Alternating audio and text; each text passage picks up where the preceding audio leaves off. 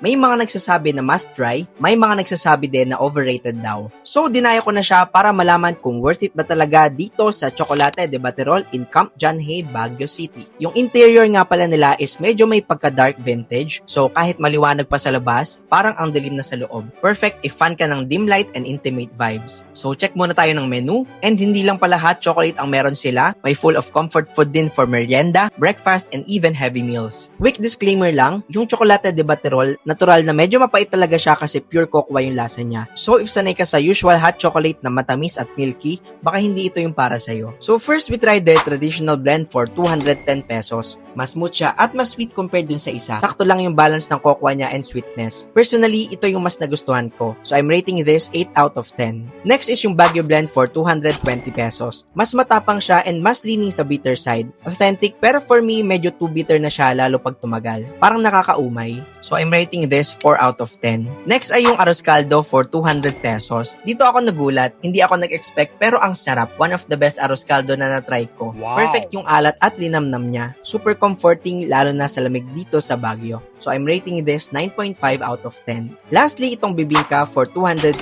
pesos. Okay lang siya, nothing special. Parang same level lang ng mga natitikman natin sa ibang lugar. Medyo mahal lang din for its quality, so I'm rating this 5 out of 10. Overall, hindi ako nagsisi sa experience. Pwede mo siyang itry once for the experience, pero personally, baka hindi ko na siya balikan.